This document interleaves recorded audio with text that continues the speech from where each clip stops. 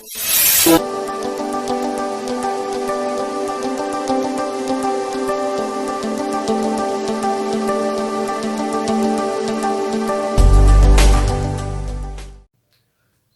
And hello. इस lecture के अंदर अपन नया चैप्टर पढ़ने वाले हैं, chapter number 5, application of definite integration. Integration का ये सबसे लास्ट वाला चैप्टर है। इंटीग्रेशन बोले तो जैसे अपना कॉम्बो पैक रहता है, वैसे इंटीग्रेशन का भी कॉम्बो पैक था। उस कॉम्बो पैक के अंदर मतलब इंटीग्रेशन के अंदर 3 चैप्टर रहते हैं। पहला चैप्टर था आपका इनडेफिनेट इंटीग्रेशन, जिसके अपने टोटल 25 लेक्चर्स हुए थे। दूसरा जो चैप्टर था वो था आपका डेफिनेट इंटीग्रेशन। तो डेफिनेट इंटीग्रेशन के अपने पास में 8 लेक्चर्स थे अपने। तो इस तरीके से अपने इनडेफिनेट इंटीग्रेशन और डेफिनेट इंटीग्रेशन ये दोनों चैप्टर क्या किया अपन ने कंप्लीट किए। आज उसी में का लास्ट वाला चैप्टर अपने को देखना है। नाम है उसका application of definite integration. Application का मतलब आप लोगों को समझता ही है कि जैसे अपन ने देखा था एप्लीकेशन ऑफ डेरिवेटिव, जिसको अपन क्या बोलते हैं एओडी, है ना। तो एप्लीकेशन मतलब यूज ऑफ। तो मुझे यहाँ पे definite application of definite integration देखना है, मतलब डेफिनेट इंटीग्रेशन का कहाँ पे मैं यूज कर सकता हूँ, वो मुझे इस चैप्टर के अंदर क्या करना है, स्टडी करना है। तो यूज अपन 2 जगह कर सकते हैं। एक पहला to find out the area और second to find out the volume. Definite integration का 2 जगह अपन यूज कर सकते हैं, एक एरिया फाइंड आउट करने के लिए और दूसरा वॉल्यूम फाइंड आउट करने के लिए। वॉल्यूम वाला जो पोर्शन था मतलब ये आपके 2012 तक था, पुराना जो सिलेबस था 2012 वहां तक वॉल्यूम फाइंड आउट करने का भी था और एरिया फाइंड आउट करने का भी था। To find out the area by using the definite integration, to find out the volume by using the definite integration. लेकिन 2012 के बाद की जो सिलेबस आया उस सिलेबस के अंदर ये वॉल्यूम वाला पोर्शन क्या किया उन्होंने, डिलीट कर दिया। तब से लेके अभी तक अपने को क्या फाइंड आउट करना है, एरिया। क्या फाइंड आउट करेंगे अपन, एरिया फाइंड आउट करेंगे। So we can use the definite integration to find out the area. Okay, फिर अपन क्या करेंगे, अब अपन इससे रिलेटेड कुछ पहले मैं आपको कंसेप्ट समझा देता हूं और बाद में फिर अपन इस चैप्टर से रिलेटेड जो एक्सरसाइज है उसकी क्या करेंगे, अपन बात करेंगे। तो अपने को पहले थोड़ा सा बेसिक आना बहुत जरूरी है। एरिया फाइंड आउट करने के लिए कुछ चीजें मैं आपको समझा के देता हूं, पहले वो अपन समझ लेते हैं। मतलब इस चैप्टर से रिलेटेड बेसिक जो है यानी थ्योरेटिकल पोर्शन जो है वो पहले अपन समझ लेते हैं और फिर अपन शिफ्ट होंगे, इसकी जो भी एक्सरसाइज रहेंगी उसके करस्पॉन्डिंग जो प्रॉब्लम्स रहेंगे उसकी तरफ जाएंगे। तो चलिए पहले अपन बेसिक देख लेते हैं। बेसिक देखने के लिए मैं 2 चीजें आपको बता देता हूं। पहले मैं यहां पे लिखता हूं इक्वेशन। ओके, तो मेरे पास में यहां पे 2 टाइप की इक्वेशन की जरूरत गिरेगी। एक गिरेगा मुझे लीनियर इक्वेशन, ये पूरा आपको काम आएगा जब अपन प्रॉब्लम सॉल्व करेंगे ना, वहां पर अपने को ये बहुत काम आने वाला है, इसलिए आप इसको बराबर देखिए। लीनियर इक्वेशन और दूसरा रहेगा मेरे पास में क्वाड्रेटिक इक्वेशन। ये 2 मेरे पास में इक्वेशन है। लीनियर इक्वेशन किसको बोलते हैं, जिसकी डिग्री 1 रहती, जिसकी डिग्री 1 रहती है उसको लीनियर इक्वेशन बोलते हैं। और क्वाड्रेटिक इक्वेशन किसको बोलते हैं, जिसकी डिग्री 2 रहेगी उसको क्या बोलेंगे अपन, क्वाड्रेटिक इक्वेशन। ओके, तो ये जो लीनियर इक्वेशन है, लीनियर इक्वेशन का जो ग्राफ है वो हमेशा स्ट्रेट लाइन रहता है।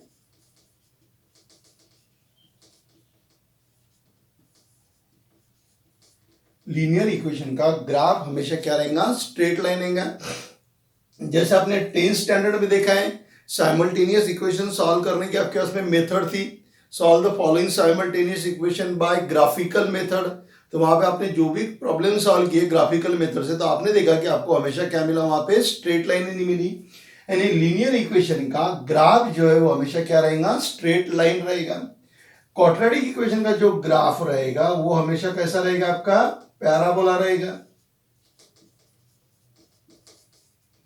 वो आपको हमेशा पैराबोला देगा। फिर अब ये स्ट्रेट लाइन जो है यहां पर भी 2 पार्ट गिरते हैं। देखिए इक्वेशन अपन देख रहे हैं, इस चैप्टर से रिलेटेड अपने को जितनी जरूरत है उसकी अपन बात कर रहे हैं। लीनियर इक्वेशन जिसकी डिग्री 1 है उसको लीनियर इक्वेशन बोलते हैं और लीनियर इक्वेशन का ग्राफ हमेशा क्या रहेगा, स्ट्रेट लाइन रहेगा।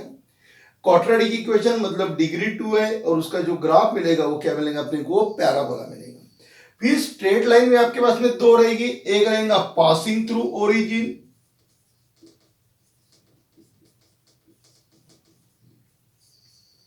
पासिंग थ्रू ओरिजिन में, और एक रहेगा नॉट पासिंग थ्रू ओरिजिन,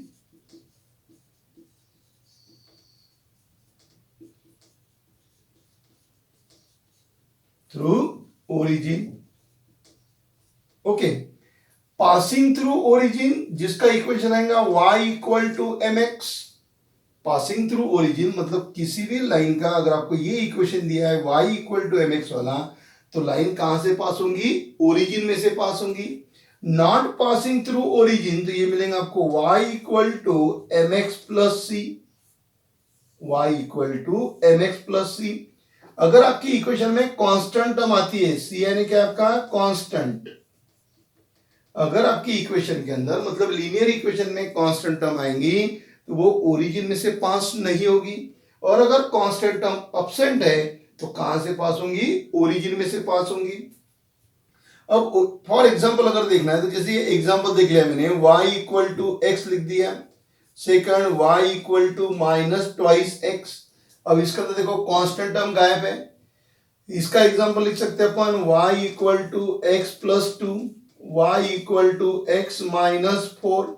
यहाँ पे देखो ये कांस्टेंट टर्म आ गई, ये अगर ऐसी कांस्टेंट टर्म आती है तो आपकी जो लाइन है वो ओरिजिन में से पास नहीं होगी, और अगर कांस्टेंट टर्म अगर एब्सेंट है तो line is passing through the origin. Okay, अब देखो पासिंग थ्रू द ओरिजिन में भी फिर दो कंडीशन मिलेंगी अपने को, इसका पोर्शन मैं यहां पे ऐड करता हूं। दो कंडीशन मिलेंगी मुझे, कैसे, ये समझ लो मेरे पास में एक्स एक्सिस और वाई एक्सिस है। ओके, एक तो लाइन आपकी ऐसे जाएगी पासिंग थ्रू द ओरिजिन, ये आपका ओरिजिन है तो लाइन यहां से पास हो रही अदर में, या फिर लाइन इधर से भी पास हो सकती, ऐसे भी जा सकती लाइन, इधर से भी लाइन जाएंगी इधर से भी लाइन जाएंगी, डिपेंड करता है कि आपको इक्वेशन कौन सा दिया हुआ है। अब यहां पे देखो y इक्वल टू एक्स लिखा हुआ है, y x की वैल्यू अगर समझ लो मैं 1 लेता हूं तो x की वैल्यू 1 तो y की वैल्यू 1, तो यहां पे आ गया। x की वैल्यू 4 लिया तो y की वैल्यू 4, मतलब ये पॉइंट इधर आ गया। x की वैल्यू -1 लेता हूं तो y की वैल्यू -1 होगी, मतलब पॉइंट इधर आ गया। यानी ये जो लाइन है, ये लाइन इक्वेशन क्या रहेगा आपका, y इक्वल टू एक्स रहेगा इस डायरेक्शन से। y equal to -2x, x की वैल्यू 1 है, जब x की वैल्यू समझ लो 1 ले लिया, x की वैल्यू 1 लिया तो y की वैल्यू कितनी हो जाएगी, -2 हो जाएगी। x की वैल्यू मैंने क्या कंसीडर किया, 1 कंसीडर किया तो y की वैल्यू -2 यानी पॉइंट इधर आ जाएगा आपका। फिर आप x की वैल्यू 2 ले रहे हैं तो y की वैल्यू -4 यानी पॉइंट इधर आएगा, मतलब आपकी लाइन ऐसे जाएगी, तो ये इक्वेशन हो जाएगा y इक्वल टू -2x का। इधर में कांस्टेंट टर्म एब्सेंट है तो लाइन कहां से पास होती है, ओरिजिन में से पास होती। उसका स्टैंडर्ड फॉर्म क्या रहेगा, y equal to m x. यानी लाइन का अगर आपको इस तरीके से दिया दिया, आपने देख लेना आपने कि इसके अंदर कांस्टेंट टर्म नहीं है, पहले चेक कर लेना कि ये इक्वेशन लीनियर है कि नहीं, इसका पावर 1 है, इसका पावर 1 है, पावर 1 है करके ये क्या आपका लीनियर इक्वेशन है। और लीनियर इक्वेशन का ग्राफ हमेशा कहता था स्ट्रेट लाइन। देखिए ये भी स्ट्रेट लाइन है, ये भी स्ट्रेट लाइन है। Passing through the origin, passing through the origin बोला तो एक तो लाइन ऐसे जाएगी या इस तरीके से जाएगी, इधर से भी जा सकती नहीं, क्योंकि तो ये ओरिजिन है ना, तो लाइन आपकी ऐसे भी पास हो सकती है और ऐसे पास हो, डिपेंड करता है कि आपके पास में किस टाइप का इक्वेशन है उसके हिसाब से। समझ गए इतना, पासिंग थ्रू द ओरिजिन का कंसेप्ट ध्यान में आया आपके कि आपकी जो लाइन है वो ओरिजिन में से पास होगी। एक तो ये आपके फर्स्ट क्वाड्रेंट थर्ड क्वाड्रेंट में से जा सकती, या फिर सेकंड क्वाड्रेंट और फोर्थ क्वाड्रेंट में सकती है, डिपेंड करता है आपके इक्वेशन के ऊपर। ओके, ये समझिए यहाँ पे। चलिए अब आएंगे not passing through the origin, कि ये जो लाइन है ये ओरिजिन में से पास नहीं हो रही। अब ओरिजिन में से पास नहीं होगी तो लाइन जाएंगे कैसे आपकी,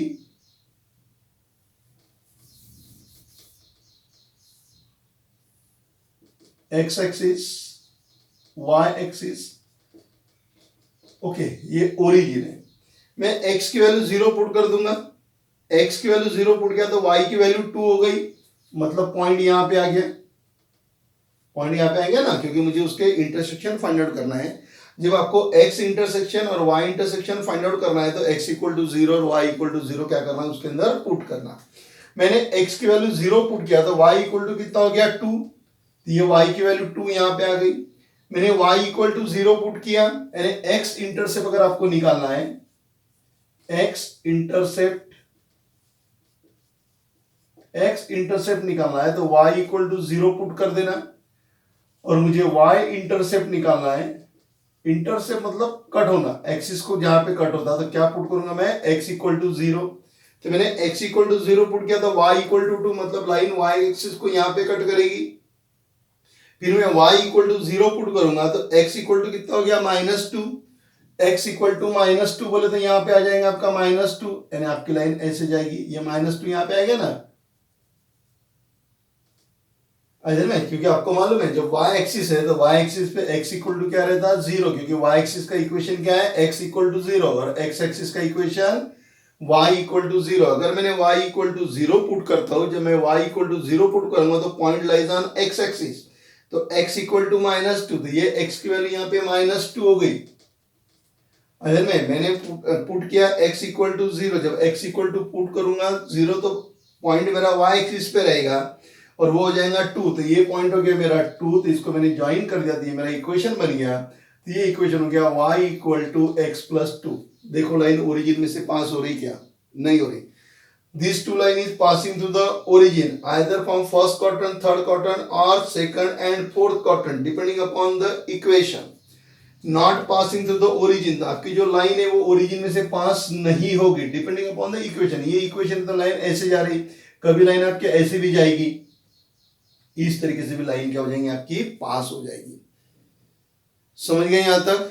तो ये दो अपने देखा स्ट्रेट लाइन, देखिए यहां पर भी स्ट्रेट लाइन है और इधर भी क्या अपने पास में स्ट्रेट लाइन। तो चलिए अब इसके ऊपर लीनियर इक्वेशन के बाद यहाँ पे खत्म करते हैं।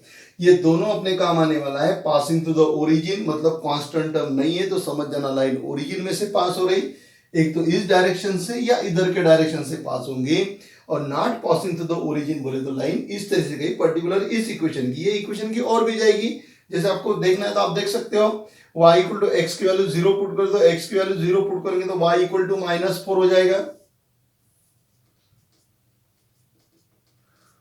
y इक्वल टू कितना होगा आपके पास में -4 हो जाएगा। समझ लीजिए -4 यहां पर आता है पॉइंट। ओके, फिर y इक्वल टू 0 पुट करो तो x इक्वल टू 4 हो गया। x इक्वल टू 4 बोले तो यहां पर आ गया आपका पॉइंट, एन लाइन ऐसे जा रही। इक्वेशन क्या रहेगा उसका, y इक्वल टू x -4। फिर से चेक कर लो, x की वैल्यू 0 पुट किया, जब x की वैल्यू 0 पुट करेंगे तो पॉइंट y एक्सिस पे रहेगा, तो y की वैल्यू -4 हो गई। और जब मैं y इक्वल टू 0 पुट करूंगा तो x इक्वल टू 4 हो गया। लाइन ऐसे जा रही है, यहां पर भी ओरिजिन में से नहीं जा रही, इधर से भी ओरिजिन में से जा रही, क्या लाइन नहीं जा रही। आई बात में। अब आएंगे अपन क्वाड्रेटिक इक्वेशन में। क्वाड्रेटिक इक्वेशन में आएंगे तो फिर अपने पास में है पैराबोला। क्वाड्रेटिक इक्वेशन के जो ग्राफ्स रहेंगे वो हमेशा कैसे रहेंगे अपने पास में, पैराबोला टाइप के ग्राफ रहेंगे। ओके, 2012 के पहले पेपर 1 के अंदर एक कोनिक सेक्शन नाम का चैप्टर था। 2012 उसके पहले पेपर 1 में पहला चैप्टर था क्या उसमें, कोनिक सेक्शन, और दूसरा चैप्टर था सर्कल। ओके, स्टेट बोर्ड वालों ने ये दोनों चैप्टर उड़ा दिए, सीबीएसई वालों ने अभी तक रखे हुए हैं। तो कोनिक सेक्शन के अंदर 3 चीजें आती थी अपने पास में। एक आता था पैराबोला, दूसरा आता था इलिप्स,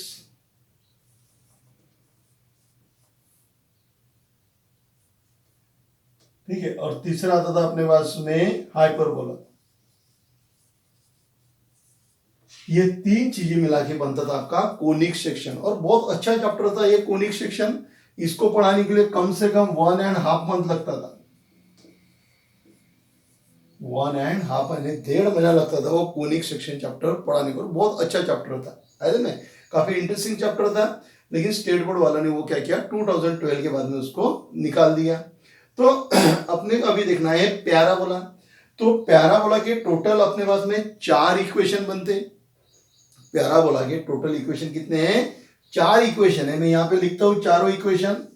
पहला लिखूंगा मैं y equal to x square, दूसरा यहां पे लिखता हूं y equal to minus x square, तीसरा मैंने यहाँ पे लिख दिया फिर x equal to y square, और चौथा लिखता हूं मैं x equal to minus y square. ये टोटल मेरे पास में 4 इक्वेशन है पैराबोला के, यानी आपको जैसे इसके स्ट्रेट लाइन के आपको मिले ना लीनियर इक्वेशन के इतने सारे पार्ट्स हो गए थे, स्ट्रेट लाइन हो गए थे, तो उसी तरीके से अपने पास में पैराबोला जो है, क्योंकि आपका जो भी एक्सरसाइज आने वाली है ना, वो एक्सरसाइज के अंदर इनका ही कॉम्बिनेशन है, लाइन और पैराबोला, बस ये दोनों का ही कॉम्बिनेशन करके बहुत सारे प्रॉब्लम्स आपको दिए हुए। तो लाइन का तो कंसेप्ट मैंने आपको समझा के दिया हुआ है कि कैसे आइडेंटिफाई करेंगे अपन। ओके, अब अपन पैराबोला से रिलेटेड जो बात करेंगे, क्योंकि इलिप्स और हाइपरबोला किसमें नहीं है। ओके, तो उनकी अपने को जरूरत नहीं है। तो जिन चीजों की अपने को जरूरत है उसी के बारे में अपन क्या करेंगे, यहाँ पे स्टडी कर लेंगे।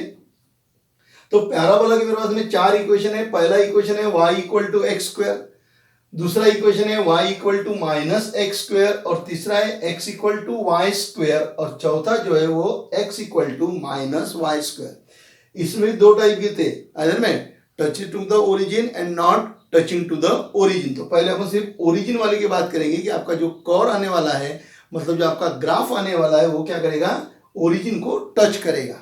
ओके, तो पहले मैं यहाँ पे एक्स एक्सिस और वाई एक्सिस की तो बात कर लेता हूं, क्योंकि इसके बारे में तो आपको समझना नहीं पड़ता। एक्स एक्सिस और वाई एक्सिस के बारे में जहां तक मुझे नॉलेज है,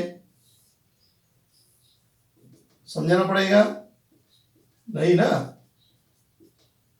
आप सिर्फ ऑब्जर्व कीजिए कि चेंजेस क्या क्या होते जाते हैं इक्वेशन के हिसाब से, ग्राफ कैसे चेंज होते हैं, और ग्राफ चेंज होते हैं तो उसके हिसाब से अपने के कोऑर्डिनेट भी कैसे चेंज होंगे, वो सब अपने को स्टडी करना है। और इसीलिए मैं आपको ये थ्योरेटिकल पोर्शन पहले समझा दे रहा हूं, है ना, ताकि अपने को प्रॉब्लम सॉल्व करते वक्त परेशानी नहीं होना चाहिए करके। ओके, अब मैंने यहाँ पे लिखा है y equal to x square. अब y equal to x square, तो अभी मुझे ये देखना है कि ये सिमेट्रिकल किसको है, x एक्सिस को सिमेट्रिकल है कि y एक्सिस को सिमेट्रिकल है। सिमेट्रिकल मतलब आपको मालूम है मिरर इमेज अपन जिसको बोलते हैं। अगर ये समझ लो एक्सिस है और ये अगर इस तरीके से दिख रहा है, तो इसकी मिरर इमेज किधर आएंगी, ये डायरेक्शन में आएंगी। मतलब इस एक्सिस को, यानी ये y एक्सिस को, ये क्या हो गया, सिमेट्रिकल हो गया। जैसी इमेज इस डायरेक्शन में, वैसी इमेज इधर आएंगी, जिसको अपन मिरर इमेज बोलते हैं ना। तो अभी मुझे ये देखना है कि ये x एक्सिस को सिमेट्रिकल रहेगा कि y एक्सिस को सिमेट्रिकल रहेगा। तो मैंने यहाँ पे x के जगह माइनस एक्स रख दिया। If x is replace by minus x, we get the same equation. अगर मेरे पास में जगह नहीं है, मैं यहीं पर ही कोशिश करता हूं थोड़ा सा लिख के देने की। ओके, x के जगह अगर मैं माइनस एक्स रखूंगा, ये सिमेट्रिकल रहेगा, symmetrical to y axis. x is replace by minus x, अगर x के जगह मैं माइनस एक्स रखता हूं और वही इक्वेशन मिलेगा, तो वो symmetrical to the y axis हो जाएगा। ओके, तो देखिए x के जगह माइनस एक्स रखा तो वही इक्वेशन मिला मुझे, मतलब सिमेट्रिकल टू द, किसको सिमेट्रिकल हो जाएगा, y एक्सिस को सिमेट्रिकल हो जाएगा। यानी आपका ग्राफ ऐसे रहेगा, ये पैराबोला का ग्राफ है, it is the graph of parabola. इसका equation y equal to x square. Okay, यहां पर भी देखो x is replace by minus x, x के जगह माइनस एक्स रख दिया तो मुझे वही इक्वेशन मिलेगा। Means it is also symmetrical to the y axis. अब y एक्सिस को सिमेट्रिकल है तो ये इधर ओपन होगा। ये भी समझा देता हूं कि एक वैसा क्यों और एक ऐसा क्यों हो गया। ओके, फिलहाल अपन सिमेट्रिकल की बात करते हैं। How to check whether it is symmetrical to the x axis और y axis. If x is replaced by minus x, symmetrical to the y axis. If y is replaced by minus y, we get the same equation, then it is symmetrical to the x axis. अरे में ये note down करके रखना है आपको। x is replaced by minus x, symmetrical to the y axis. y is replaced by minus x, symmetrical to the x axis.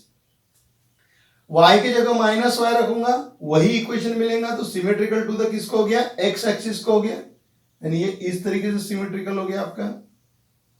इसका equation x equal to y square.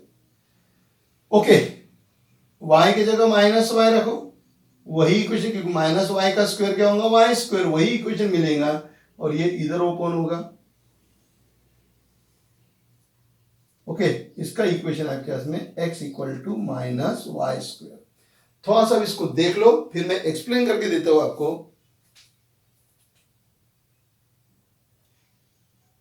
Okay, चलिए अब अपन चलते। अब देखिए y equal to x square, अब आपको symmetrical बारे में समझ गया कि एक्स एक्सिस को सिमेट्रिकल रहेगा या y एक्सिस को सिमेट्रिकल रहेगा।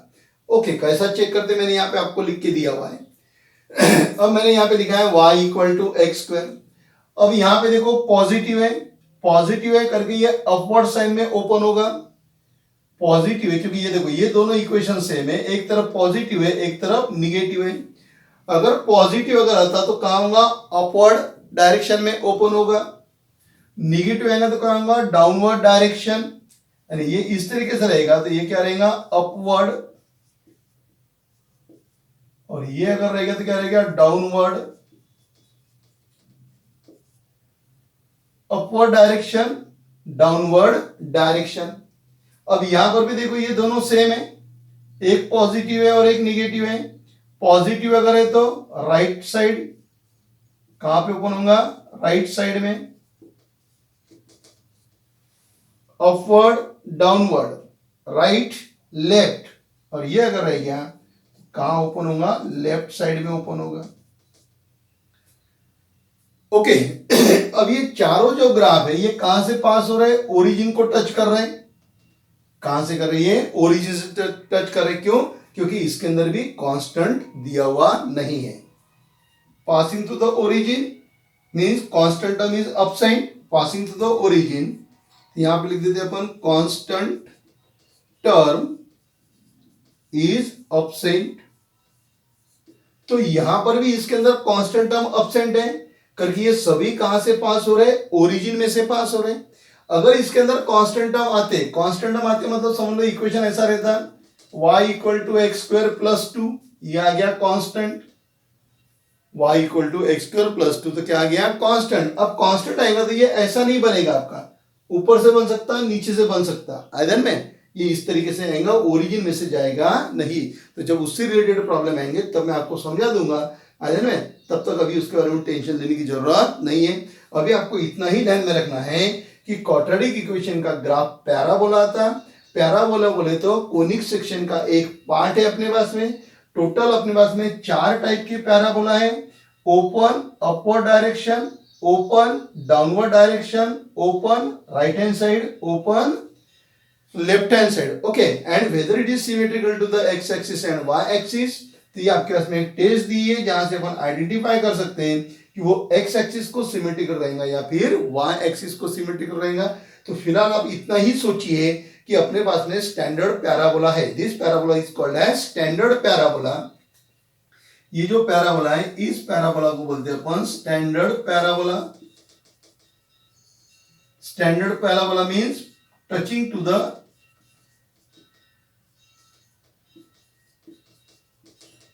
The origin. कहां पे टच होगा, ओरिजिन पे टच होगा, उसको क्या बोलते हैं अपन, स्टैंडर्ड पैराबोला बोलते हैं। आई था ध्यान में कंसेप्ट, कुछ परेशानी यहां तक समझ रहा है ना सभी को।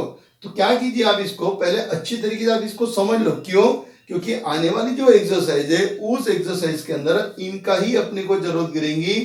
लीनियर इक्वेशन की जरूरत है अपने पास में और क्वाड्रेटिक इक्वेशन की, और आपको जो प्रॉब्लम्स दी है उस प्रॉब्लम के अंदर इन दोनों का ही कॉम्बिनेशन करके आपको दिया हुआ है। अरे में अब समझ लो, मैं एक इक्वेशन लिखता हूं यहां पे। ये मैंने इक्वेशन लिखा x square plus y square equal to r square. ये जो इक्वेशन है ये इक्वेशन सर्कल का है। It is the equation of circle. ये किसका इक्वेशन है, सर्कल का। तो चेक करो whether it is symmetrical to the x axis और y axis. First you check whether it is symmetrical to the x axis और वाई एक्सिस। करो बरा किसको सिमेट्रिकल है, मैंने आपको टेस्ट बताई, ये आपके पास में टेस्ट है, by which we check whether it is symmetrical to the x axis और y axis. x is replaced by minus x, get the same equation, means symmetrical to the y axis. Y is replaced by minus y, we get the same equation, then symmetrical to the x axis, means this circle is symmetrical to the x axis as well as y axis. ये जो circle है आपका ये x axis को भी symmetrical है और y axis को भी क्या है, सिमेट्रिकल। देखिए ये x एक्सिस को सिमेट्रिकल है, जितना पोर्शन ऊपर है उतना ही पोर्शन नीचे रहेगा, और y एक्सिस को भी क्या है, सिमेट्रिकल है। ओके, यहां तक आप लोग समझ गए अभी कि नहीं समझे? रिवाइज करने की जरूरत तो नहीं है। तो आप इसको क्या कीजिए, पहले आप इसको नोट डाउन कर लीजिए, इसको अच्छी तरीके से आप लिख लीजिए। ये जो मैंने आपको शॉर्टकट में यहाँ सब लिख के दिया हुआ है, आप इसको नोट डाउन कर लीजिए। और फिर अपन चलेंगे एरिया अंडर द कोर के बारे में। अभी अपन ने सिर्फ कोर से रिलेटेड देखा, अभी अपन ने स्ट्रेट लाइन के बारे में देखा और पैराबोला के बारे में देखा। इलिप्स और हाइपरबोला के बारे में आपको बताया नहीं। इलिप्स के बारे में थोड़ा सा यहीं पर बता देता हूँ। इलिप्स बोले तो आपका जो ओवल शेप रहता है वो क्या हो जाएगा, आपका इलिप्स हो जाएगा। यानी उसका अगर आपको देखना है तो उसकी डायग्राम ऐसे बनेगी, इलिप्स की डायग्राम ये ऐसे बनेगी अरे में, या फिर उसकी डायग्राम ऐसे भी बनती है। ओके, किसकी बात कर रहा है, इलिप्स की। फिर वो इलिप्स से रिलेटेड आपको मेजर एक्सिस, माइनर एक्सिस, बहुत कुछ था। हाइपरबोला, हाइपरबोला बोले तो ये ऐसा आता है। हाइपरबोला मतलब आदमी एकदम टेंशन में आ जाता तो कैसा होता है, 36 का आंकड़ा हो जाता है ना। हाइपरबोला मतलब एकदम टेंशन वाला काम। अरे में तो टेंशन वाला काम बोले तो एक के थोबड़ा उधर और एक का थोबड़ा इधर रहेगा, that is called as hyperbola. वो अभी गायब है, सर्कल का तो कार्यक्रम नहीं है अपने को। ओके, तो चलिए आप इतना नोट डाउन कर लीजिए, फिर मैं इसके आगे आपको समझा देता हूं एरिया अंडर द कर्व। और एरिया अंडर द कर्व अपने मेन काम का है। ये पूरा बेसिक था जो मैंने आपको एक्सप्लेन करके दिया। फिर इसके बाद में नेक्स्ट टॉपिक है अपने इसमें एरिया अंडर द कर्व। तो आप इसको नोट डाउन कर लीजिए और अच्छी तरीके से अपनी नोट्स बना के रखिए, ये सब काम आने वाला है। स्क्रीन के ऊपर मैंने लिखा हुआ है, एरिया लिखा हुआ है। ओके, अब अपन इसके पहले देखा हुआ है कि एप्लीकेशन मतलब यूज, डेफिनेट इंटीग्रेशन का यूज अपन दो जगह कर सकते हैं, एक to find out the area और second to find out the volume. तो वॉल्यूम आपके सिलेबस में दिया हुआ नहीं है तो उसके बारे में टेंशन लेने की जरूरत नहीं है। आपके सिलेबस में क्या दिया हुआ है, how to find out the area with the help of this definite integration. तो अपने को एरिया फाइंड आउट करना है। तो एरिया मैंने दो इसमें डिवाइड किया हुआ है, एक एरिया अंडर द कर्व और दूसरा कंसेप्ट आपके हाथ में area between the curve. Area under the curve मतलब कोई अगर आपको कर्व दिया है उसके अंडर कितना एरिया रहेगा वो फाइंड आउट करना है। इसमें आपको फाइंड आउट करना है एरिया बिटवीन द कर्व, मतलब ये ऐसे दो आपको कर्व दिए हुए रहेंगे, उसके बीच का क्या निकालना है, आपको एरिया निकालना है। तो अभी अपन देखेंगे एरिया अंडर द कर्व। तो एरिया अंडर द कर्व में फिर दो पार्ट है आपके पास में, एक limit along the x axis और दूसरा limit along the y axis. इधर लिख देता हूं मैं ये limit along the x axis और इधर क्या रहेगा, limit along the y axis. कि एक्स एक्सिस के करस्पॉन्डिंग लिमिट कब लेना और वाई एक्सिस के करस्पॉन्डिंग लिमिट कब लेना। यहां मैंने लिखा हुआ है y equal to f of x, फिर लिखा हुआ है x axis x equal to a, x equal to b. तो पहले मैं इसका मतलब आपको समझा देता हूं। अभी अपन क्या देख रहे हैं, एरिया अंडर द कर्व। ये मेरे पास में कर्व है, इस कर्व के अंडर, अंडर बोले तो नीचे, तो ये कर्व के नीचे कितना एरिया है, ये जो शेडेड पोर्शन है ना, ये शेडेड पोर्शन बोले तो क्या है मेरा एरिया। तो ये जो कर्व दिया है इस कर्व के नीचे कितना एरिया है वो मुझे फाइंड आउट करना है। यहाँ पे ये जो कर्व दिया है उसके अंडर कितना एरिया है वो क्या करना है, फाइंड आउट करना है। तो पहले अपन इनके बारे में समझ लेते हैं। ये लिखा है मैंने y equal to f of x. y equal to f of x मतलब y equal to f of x be the continuous function. यहाँ पे जो भी रहेगा वो फंक्शन कैसा रहेगा, अपना कंटिन्यूअस रहेगा। कंटिन्यूअस फंक्शन, कंटिन्यूअस फंक्शन बोले तो f of x is greater than और equal to 0। So let y equal to f of x be the continuous function on the closed interval AB। क्या है अपनी condition, y equal to f of x be the continuous function, continuous function बोले तो f of x greater than और equal to 0 on the close interval AB।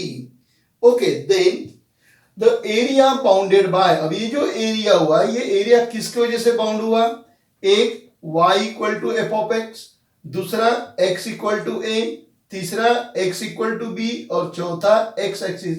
Mean this area is bounded by the curve which is continuous on the closed interval AB, x axis and ordinate that is x equal to a and x equal to b। तो ये x equal to a और x equal to b को अपन lines भी बोल सकते हैं। क्या बोल सकते हैं इसको, लाइन। सब आपको तो मालूम है x equal to constant line parallel to the y axis, ये पता है कि नहीं पता है? अरे में अगर x इक्वल टू कॉन्स्टेंट रहता है तो line is parallel to y axis, okay, और y equal to constant line parallel to x axis, ये बेसिक, ओके। ये आप सब 10 स्टैंडर्ड 7 स्टैंडर्ड वगैरह में कहीं ना कहीं आप पढ़ चुके हो, और भूल जाते हो वो अलग बात है, भूलना तो नहीं चाहिए, क्योंकि अपना मैथ सब्जेक्ट ऐसा है कि जो आपने KG1 KG2 में पढ़ा है उसी का भी अभी तक अपन यूज कर रहे हैं, क्योंकि KG1 KG2 में आपने 1 + 1 2 ही पढ़ा, तो आज भी अपन 1 + 1 2 ही करते। हाँ, ये अलग बात है कि अपन 1 + 1 11 बोलते, वो अलग बात है, वो आप अपनी सोच है, लेकिन बेसिक तो वही है, लॉजिक वही है हर जगह। अरे ना, जैसे जैसे अपन बढ़ते जाते हैं वैसे वैसे अपनी बुद्धि भी बढ़ते जाती, तो हर किसी का अपना थिंकिंग है, 1 + 1 1 करो या 1 + 1 1 + 1 2 करो या 1 + 1 11 करो, बात आपकी है, ओके। तो यहां पर आ जाते हैं अपन, फिर से अपन अपने टॉपिक की तरफ आते हैं। तो इसका मतलब क्या हो गया, ये जो मैंने शॉर्टकट में लिखा हुआ है उसका मतलब आपको समझा देता हूं। Let y equal to f of x with a continuous function on the closed interval a b, then the area is bounded by, तो वो एरिया किसकी वजह से बाइंड हुआ है? The area is bounded by the chord, that is y equal to f of x, x axis, x equal to a, x equal to b, okay. ये चारों की वजह से मेरा एरिया क्या हो गया, बाउंड हो गया। फिर ये जो एरिया बाउंड हुआ, ये एरिया मुझे फाइंड आउट करना है, we have to find out this area. तो ये एरिया फाइंड आउट करने के लिए अपन क्या लिखेंगे, area equal to integration a to b, कहां से कहां तक है, a पॉइंट से लेके b पॉइंट तक, तो integration a to b y dx, integration a to b y dx, और y कहां में दिया आपको, x के फॉर्म में दिया हुआ है, y is given in terms of x। अब ये बच्चों को थोड़ा सा कंफ्यूज होता है कि सर ये y is given in terms of x क्या होता है? आपने इसको डिफरेंशियल इक्वेशन के अंदर भी देखा हुआ है। अगर मेरे पास में ऐसा लिखा हुआ है y equal to twice x, तो y कहां में दिया हुआ है, x के फॉर्म में दिया हुआ है। अगर मेरे पास में ऐसा लिखा हुआ है y equal to x² + 6, y is given in terms of x, y कहां में दिया हुआ है, x में, तो ये y के जगह में इसको पुट करूंगा x² + 6 को। जब यहाँ पे x² + 6 आएगा तो वेरिएबल कौन सा है, x, इसीलिए इधर क्या गया dx। बच्चे बहुत बोलते सर इधर y लिखा था इधर dy क्यों नहीं आएगा, इधर y लिखा था इधर dy नहीं आएगा, क्यों, क्योंकि y कहां में दिया हुआ है, x में। तो अगर मैं यहाँ पे y लिखूं और डिफरेंशिएटिंग विद, अगर मैं यहाँ पे बाद में x लिखूं, वैल्यू पुट कर दूं यहाँ पे x² + 6 और इधर dy लिखूं, तो जमेगा क्या, आपका जो वेरिएबल है वो x है और आप इंटीग्रेशन का ऐसे कर रहे हैं y से, जमेगा क्या, क्योंकि इंटीग्रेशन में अपन ने वही देखा है, integrating with respect to x। इसका मतलब आपका ये जो फंक्शन है, ये फंक्शन कौन से फॉर्म में दिया हुआ है, x के फॉर्म में, करके आपको इंटीग्रेशन कैसे करना है, x से। तो y is given in terms of x, इसीलिए लिखा है y equal to f of x, यानी y जो है वो आपका काय में दिया हुआ है, x वेरिएबल में दिया हुआ है, करके विथ रिस्पेक्ट टू क्या करेंगे अपन, इंटीग्रेशन x, कैसे करेंगे, x से। कंफ्यूज होने की जरूरत नहीं है, नहीं तो बच्चे इधर y लिखते इधर dy लिखते, फिर y की वैल्यू पुट कर दिया 2x और बाद में हो गया dy। वेरिएबल आपका x है और आप इंटीग्रेटिंग कर रहे हैं y से, ऐसा होता नहीं है, ओके। तो चलिए फिर आते हैं अपन, the area is bounded by the curve x axis, x equal to a and x equal to b। तो ये एरिया मुझे फाइंड आउट करना है, ये एरिया फाइंड आउट करना है, तो मैं उसको देखूंगा कि वो कहां से कहां तक जा रहा है, a से लेके b तक जा रहा है, अलोंग द x एक्सिस जा रहा है। जब अलोंग द x एक्सिस जाएगा तो लिमिट क्या लूंगा, limit along the x axis, वो इस डायरेक्शन में जा रहा है तो लिमिट लूंगा मैं अलोंग द x एक्सिस। तो area equal to integration a to b y dx, y की वैल्यू पुट कर दिया, y की वैल्यू कितनी है, f ऑफ x, तो f ऑफ x dx। ऐसे में यानी अगर आपके पास में इस तरीके से इक्वेशन रहेगा, उसका अगर आप ऐसा अगर बना और आप लिमिट जब अलोंग द x एक्सिस लेंगे तो क्या लिखेंगे, integration a to b f of x dx, f of x dx। अब इधर आते हैं, यहां पर भी वही है, let x equal to f of y be the continuous function, यहां पर भी कंटिन्यूअस फंक्शन, इधर भी continuous function, define on the close interval a b, यहां पर भी क्लोज इंटरवल ए बी, यहां पर भी क्लोज इंटरवल बी। डिफरेंस सिर्फ इतना है कि y is given in terms of x means y equal to f of x, और यहां पे x equal to f of y means x is given in terms of y, x is given in terms of y। तो आपको जो x दिया हुआ है ये x कौन से फॉर्म में दिया हुआ है, y के फॉर्म में दिया हुआ है, x is given in terms of y, बाकी कोई चेंजेस नहीं है। ओके, तो let x equal to f of y be the continuous function on the closed interval ab, then the area is bounded by, this area is bounded by x equal to f of y, y axis y equal to a, y equal to b, y equal to a, y equal to b, these are the lines। ये क्या आपके पास में lines दी हुई है, y equal to constant parallel to the x axis, देखिए line x axis को parallel है कि नहीं है। तो क्या हो गया कि ये चारों की वजह से जो एरिया बाउंड हुआ वो एरिया मुझे फाइंड आउट करना है। Here we have to find out the area bounded by this four, that is x equal to f of y, second y axis, third y equal to a and y equal to b, these are the lines. y equal to something means y equal to constant, that's why the line is parallel to the x axis. Okay, ये area मुझे find out करना है, तो area equal to integration a to b x equal to f of y, x equal to f of y। अब मेरा variable कौन सा आएगा, y करके यहाँ पे क्या किया मैंने, dy से क्या करूंगा, उसको मैं इंटीग्रेट करूंगा, integrating with respect to y, here integrating with respect to x। Okay, तो ये f ऑफ y, ये पूरा मेरा y में आएगा करके इधर क्या आएगा dy।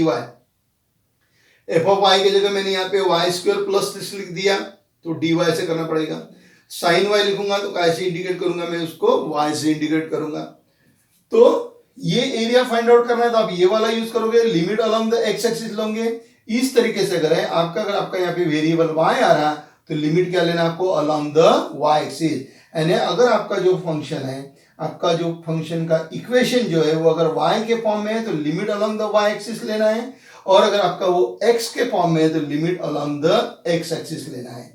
ओके, तो limit along the y-axis if the equation of the curve is in terms of y, limit along the x-axis if the equation of the curve in terms of x। अगर x के form में तो limit along the x-axis जाएंगे, और अगर y के form में तो limit along the y-axis जाएंगे। ओके, ये हो गया आपका एरिया अंडर द कर्व, कि किसी भी कर्व के अंदर का एरिया अगर फाइंड आउट करना है तो आप इस तरीके से यूज करोगे। दोनों में डिफरेंस क्या ध्यान में रखना है आपको, कि अगर आप x में लिखोगे तो limit along the x axis, यानी यहाँ पे अगर x वेरिएबल आता है तो limit along the x axis, और यहाँ पे अगर y आता है तो limit along the y axis.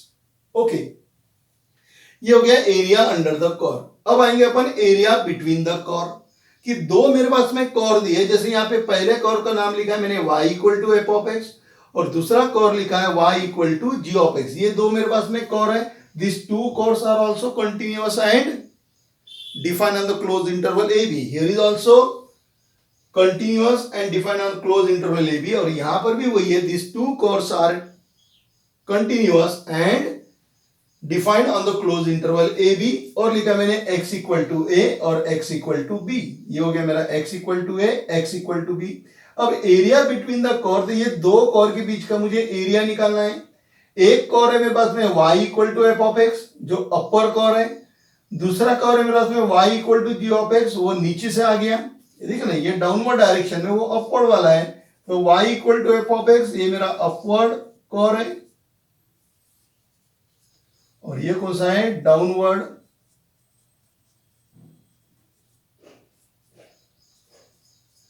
Upward और डाउनवर्ड, या लोअर भी बोल सकते हैं इसको, अपर कर, लोअर कर, या डाउनवर्ड बोल दो, या लोअर बोल दो, क्योंकि अपन फॉर्मूले में लोअर लिखा है तो लोअर लिखते हैं। ओके, अब ये दो कोर के बीच का जो एरिया है, वो एरिया क्या करना है, मुझे फाइंड आउट करना है। तो वो दो कोर के बीच का एरिया फाइंड आउट करने का फॉर्मूला लिखा है मैंने, area equal to upper curve minus lower curve. ऊपर वाले कोर में से लोअर कोर का एरिया क्या करना है, माइनस करना। कैसे होगा मैं आपको समझा देता हूं। अपर कोर में इसकी बात करता हूं, अपर वाले की यहां पे डायग्राम निकालता हूं, ठीक है, शॉर्टकट में निकालता फिलहाल डायग्राम। ये आपका अपर कोर है। अब इस अपर कोर की वजह से इतना एरिया बाइंड हुआ, अपर कोर की वजह से इतना एरिया क्या हो गया, बाइंड हो गया। This area is bounded by the upper core, मतलब एरिया अंडर द कोर। इस पॉइंट से लेके इस पॉइंट तक का पूरा एरिया, मतलब ये वाला एरिया और ये वाला एरिया, ये दोनों एरिया किसने बाउंड करके रखा है, अपर कोर ने बाउंड करके रखा है।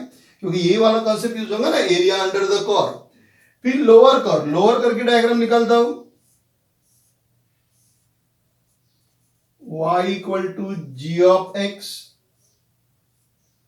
ये लोअर कोर की वजह से हुआ है एरिया, है ना, ये आपका A point B point A point B point.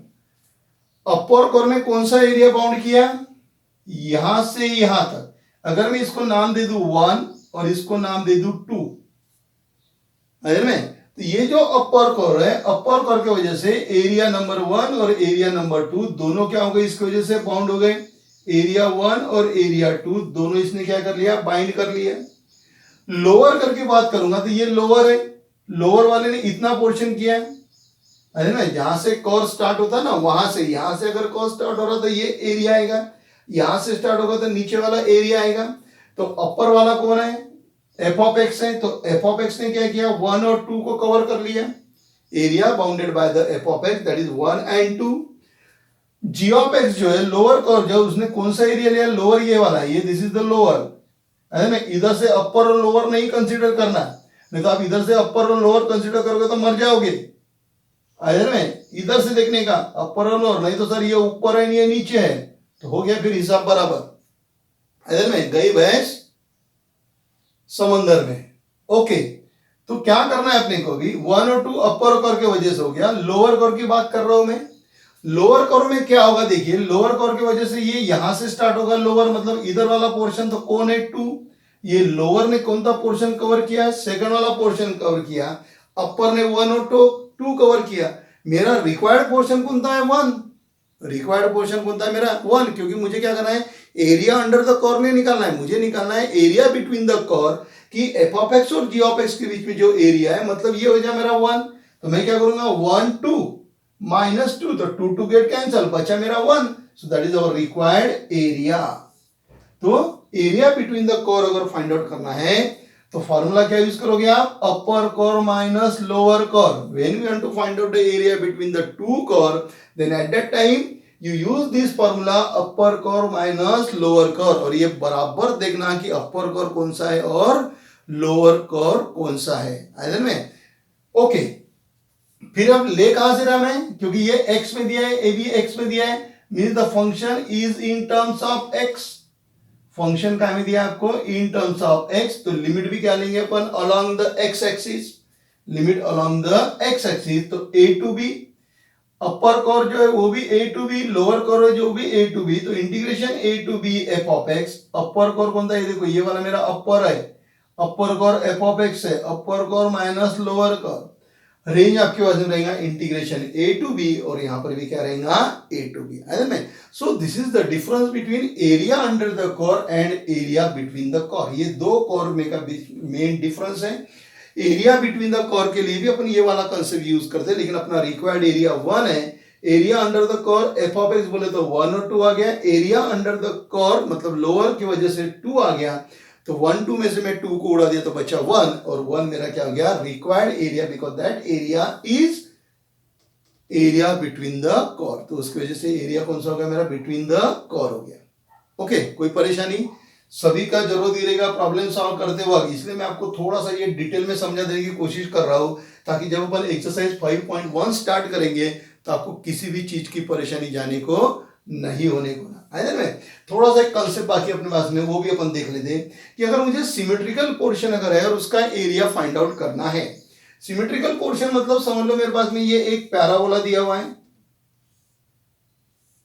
ना, यहां से एक लाइन दिया हुआ है और ये मुझे पोर्शन फाइंड आउट करना है, ये मेरा एरिया हो गया सिमेट्रिकल। ये एक्स एक्सिस है आपके पास में, symmetrical to the x axis. इसका अगर एरिया निकाला तो जितना एरिया ये वाला रहेगा उतना ही एरिया ये रहेगा।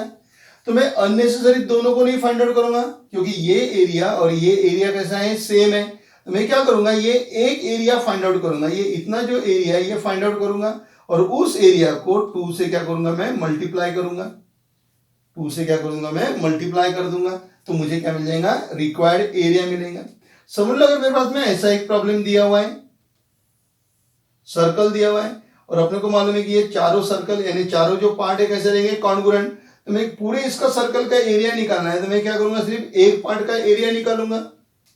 पूरा सर्कल का एरिया निकालना है, मुझे पूरे सर्कल का एरिया निकालना है, तो अननेसेसरी मैं 4 बार उसका इंटीग्रेशन लूंगा नहीं, क्योंकि मुझे मालूम है कि ये सभी क्या है, कॉन्ग्रुएंट है ना, ये चारों पार्ट कैसे रहेंगे, कॉन्ग्रुएंट।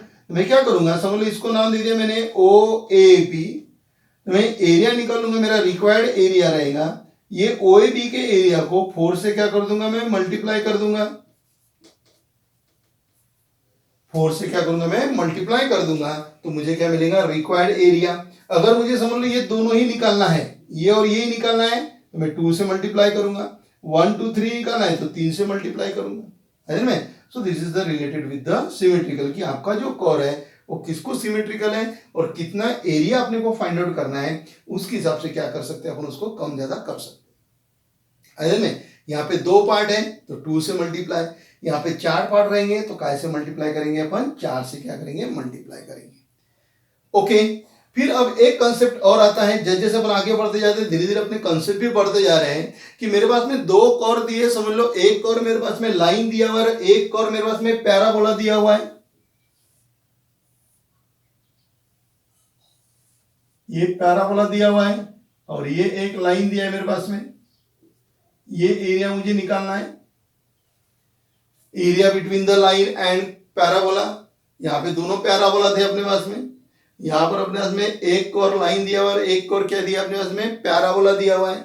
इस तरीके से भी रहेगा आपके पास में प्रॉब्लम, ऐसा भी आपके पास में प्रॉब्लम रहेगा कि आपको एक सर्कल दिया हुआ है और ये एरिया निकालना है, आपको सर्कल और लाइन के बीच का एरिया निकालना है।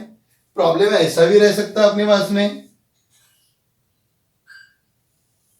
सर्कल दिया हुआ है, पैराबोला, इसके बीच का एरिया निकालना है, बहुत सारा रहेगा अपने पास में ऐसे प्रॉब्लम्स, है ना।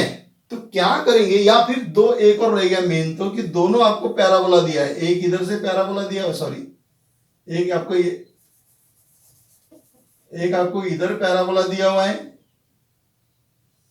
और एक पैराबोला आपका ऐसा है, ये भी एरिया निकालना है आपको। तो इस तरीके से अगर प्रॉब्लम रहेंगे तो सबसे पहले अपने को ये इंटरसेक्शन पॉइंट फाइंड आउट करना पड़ता है। क्या फाइंड आउट करना पड़ता है, इंटरसेक्शन पॉइंट। यहां पर भी ये इंटरसेक्शन पॉइंट अपन फाइंड आउट करेंगे पहले, यहां पर भी ये इंटरसेक्शन पॉइंट फाइंड आउट करेंगे और यहां पर भी you have to find out the first intersection point. तो इंटरसेक्शन पॉइंट क्यों निकालना पड़ता है, क्योंकि इंटरसेक्शन पॉइंट पे से अपन लिमिट निकालते कि ए टू बी जो ले रहा है ना अपन, अभी कुछ प्रॉब्लम है तो आपको ए टू बी डायरेक्ट दिया हुआ रहेगा, लेकिन ऐसे प्रॉब्लम में ए टू बी दिया हुआ रहेगा क्या, नहीं रहेगा। तो इस तरीके से जो प्रॉब्लम रहेंगे उस प्रॉब्लम के अंदर पहले अपन क्या निकालेंगे,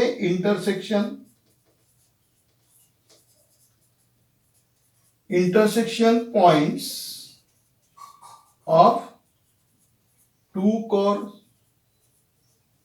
और काय के लिए निकालना आपको, इंटरसेक्शन पॉइंट फॉर लिमिट। ये ध्यान में रखिए, अगर मुझे लिमिट अगर फाइंड आउट करना है तो लिमिट फाइंड आउट करने के लिए पहले मुझे क्या निकालना पड़ेगा, इंटरसेक्शन पॉइंट ऑफ 2 कोर, कि वो दोनों कोर एक दूसरे को कहां पर इंटरसेक्ट हो रहे हैं। जैसे ये यहाँ पे एक इंटरसेक्ट हो गया, यहाँ पे इंटरसेक्ट हो गया, अब ये तो आपको ऑलरेडी ए दिया हुआ है तो टेंशन नहीं है, लेकिन यहाँ पे दिया हुआ नहीं है, तो आपको ये पॉइंट और ये पॉइंट निकालना पड़ेगा। You have to find out the intersection point.